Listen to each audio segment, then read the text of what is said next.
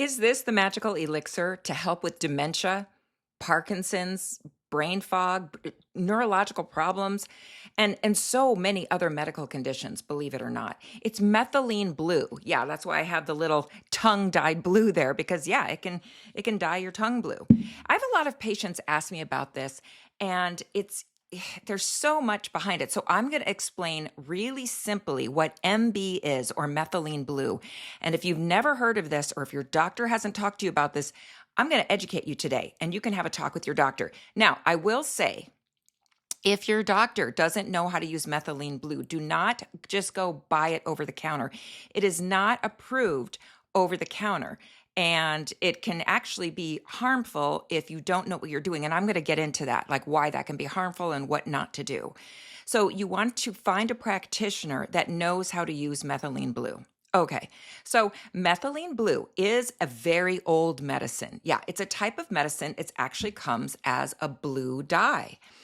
Doctors use it to help fix problems, many parts of the body, the brain, physical recovery, energy, depression. It's wild. So it is FDA approved as a regular prescription in history for a rare condition called methemoglobinemia. And that's where the blood can't carry oxygen well, basically. And so methylene blue makes the blood safe again. So oxygen flows better, in so many words. So it can also act like a gentle antiseptic to help fight infections. That's the key. So it can fight infections in the mouth, in the urinary tract, and even in some cases during surgery to highlight tissues to help find leaks. That's really interesting. So recently, this is why it's been so popular, and you're probably hearing about it all over the place. It has been used recently, usually by integrative doctors or doctors that are staying up to date on what's going on with this, for better brain health. And that's where I think it's fascinating because it has been shown to improve memory in the older people that have issues with this and the elderly, helping with depression, and even helping with Parkinson's and dementia. I love that, right? Because, right, that's my greatest fear. I don't know if it's your greatest fear, but it has been studied intensively for brain health. It's just really interesting. So you need a doctor's guidance because it can have side effects, nausea, dizziness, turning your urine blue, staining your tongue. There's some other things too that I'll get into in a second. Okay, so those are the basics of what methylene blue is and what it does. I love that little piece about helping to fight infection because notice I didn't talk about bacterial or viral because that's still being studied, right? So we'll put a pin in that right now. But it is an antiseptic. And it has been shown in some studies to fight gram-positive and gram-negative organisms. And so basically that is a wide variety of bacteria. And especially for those women that get recurrent UTIs and bladder infections, and they're like, I don't know what else to do. I can't just stay on antibiotics for the rest of my life, right? So you may want to talk to your doctor if you have interstitial cystitis or urinary tract infections that keep going and going, but you're taking a hit from all the antibiotics, right? That's really good to know. But, it's also been used to treat malaria. And I think this is really important because methylene blue is not expensive. And malaria is still quite a deadly problem in many parts of the world. And I love how it's also neuroprotective. It is, okay, we're going to get a little sciencey here for a second. It does enhance mitochondrial function in the cell. So the mitochondria is responsible for this long chain called the electron chain, electron carrier transport system, and creating energy and ATP. It's this, okay, enough science, right? But we know that it helps enhance brain function. And so what's being studied is Alzheimer's, Parkinson's, dementia, because it can actually inhibit all those tangles, or we call them amyloid plaques. And so there's been some human trials showing memory enhancement at low doses of methylene blue. Okay, So now those are the basics. So now if you want to hear more science about it, and then I'll get into what you have to be talking to your doctor about, but what you need to know to be very careful. So, okay. In history, it's been used as a stain to delineate tissues during procedures like lymph node biopsies, especially those patients that have breast cancer, or detecting fistulas and gastrointestinal and urological surgeries, like seeing where the leak is coming from. It's very important to see that, but do you notice how safe it is in the body to do that? What it's doing with malaria, it's inhibiting Plasmodium falciparum glutathione reductase. And so this shows a lot of promise as an adjunctive therapy in malaria and treating those with malaria in combination with the artemisinin derivatives that we use to treat malaria. In antidepressants, the antidepressant potential. So methylene blue, or MB, inhibits monoamine oxidase, or MAOA, and nitric oxide synthase, leading to increased neurotransmitter levels. So this indicates efficacy in bipolar depression patients and treatment-resistant major depressive disorder patients. That is so important. So it does this through the serotonin pathways. And so one of the big risks is when doctors are considering prescribing this, they have to be very concerned about serotonin syndrome, right? And anyone already on an MAOI, okay? So it also has antifungal and antiviral properties. In studies in vitro, it showed it had great efficacy against the Candida species of fungus, and inhibits viral replication by disrupting spike protein binding. So you have a lot of these doctors out there like Peter McCullough talking about these therapies they're using to detox people from the spike protein. Well, methylene blue has been studied to disrupting the spike protein from binding into the cells. So that is really important, but there's ongoing clinical investigations going on with that right now.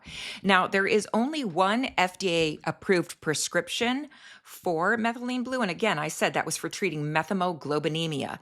However, doctors that are interested in prescribing it because they understand how to work with methylene blue can use compounding pharmacies. And so compounding pharmacies can make custom doses or forms like capsules or solutions of methylene blue in a very specific strength or type.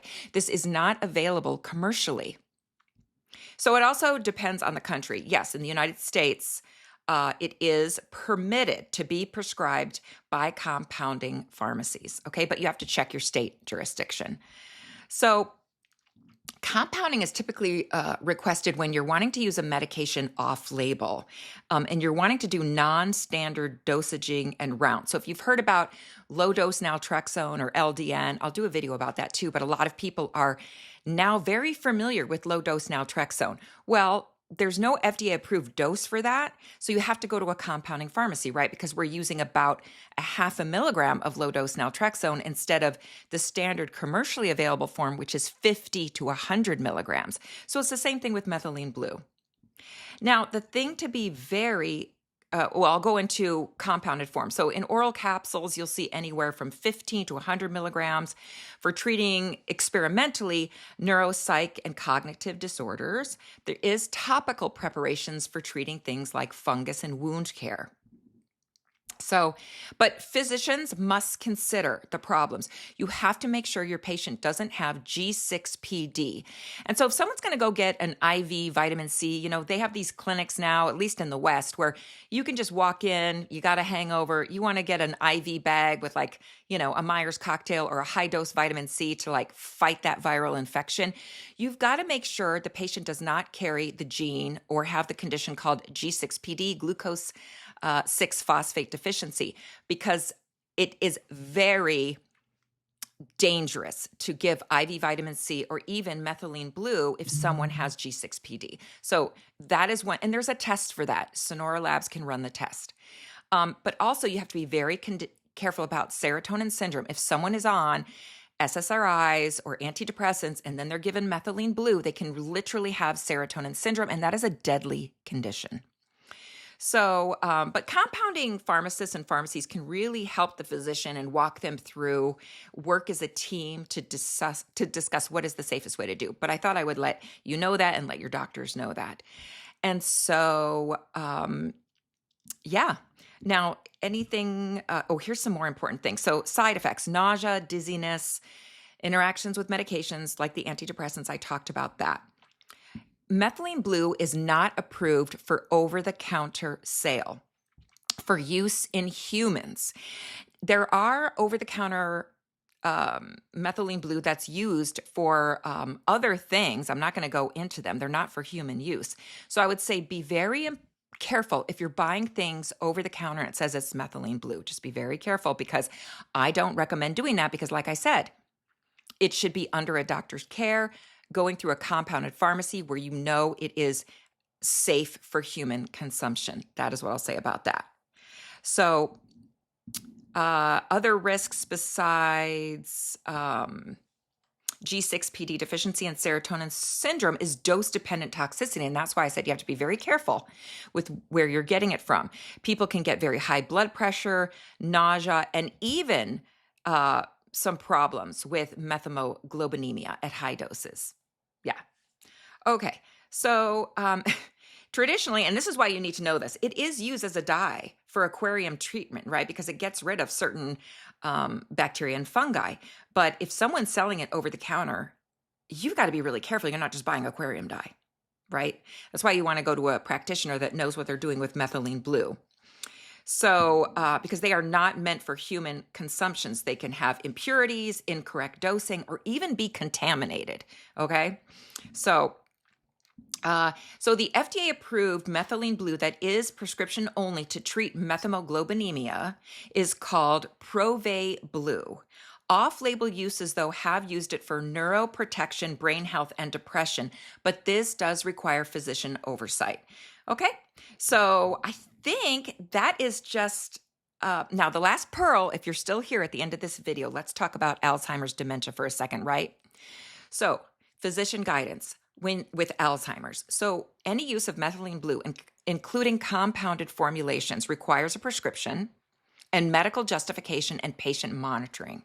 So you want to watch their blood pressures, and you need to be checking their CBC and watching for hemolysis.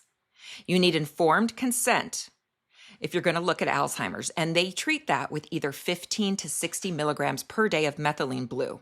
When you're treating depression, it's anywhere from 15 to 195 milligrams per day. Over-the-counter self-administration bypasses these safeguards, increasing risk of harm, and that's why I do not recommend these over-the-counter preparations that you're seeing online now. Okay, hope that was helpful. Tell me if you already knew about methylene blue, or if you're on it, or if this is the first time you've heard about it and you're going to talk to your doctor about it.